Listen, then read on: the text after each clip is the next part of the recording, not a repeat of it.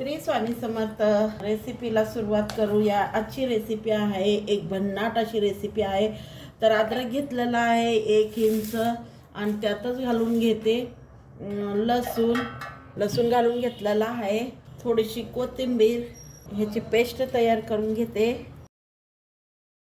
तर तेल गरम झालेला आहे, त्यात घालून घेऊया आपली मावरी, जिरे, कढीपत्ता, बारीक चिरलेला कांदा. ह्याला परतून घेते छान पैकी. कांदा आपला छान परतला गेलेला आहे. आता ह्यात घालून घेते आपला अद्रक, लसूण, कोथिंबीरची पेस्ट. ह्याला सुद्धा छान परतून गॅस केलेला आहे बारीक. मग घालून घेऊया हिरवी मिरची. त्याच्यात घालूया आता टमॅटोला असं 4 फाटीमध्ये चिरून घेतलेला आहे. आता मी करणार आहे टमॅटोची भाजी. चवीनुसार मीठ. 2 मिनिटं झाकून घेते.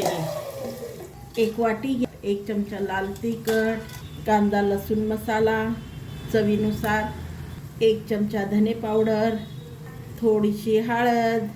आता ह्यात घालून घेऊया पाणी. हे मसाले भिजवायचं कारण म्हणजे मसाला छान फुलला जातो जोपर्यंत आपलं टमॅटो वाफलत आहे. तर 1-2 मिनिटं झालेले आहेत. पाहूया खोलून.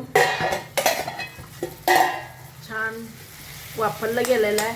आता घालून घेऊया मसाला, जो आता आपण पाण्यात भिजून घालून ठेवला होता तो. तर मसाला घालून घेतलेला आहे जो आपण आता ह्याच्या सोबत घालून घेऊया जो मी घरात करते तो मसाला. 1 चमचाभर, ज्याच्यामध्ये आहे खोबरं, तीळ आणि शेंगाचं थोडासा कुटा.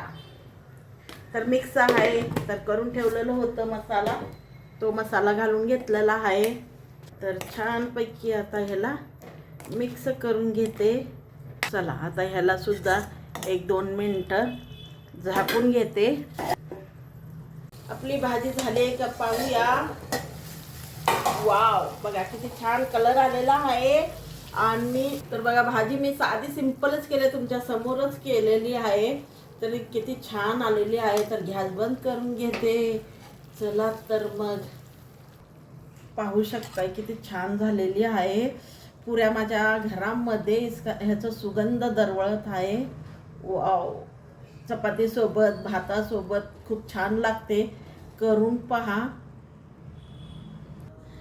तर चला तर मग ही रेसिपी तुम्हाला कशी वाटली, छान वाटली तर लाईक शेअर जरूर करा. तर भेटूया एक नवीन व्हिडिओ सोबत. बाय.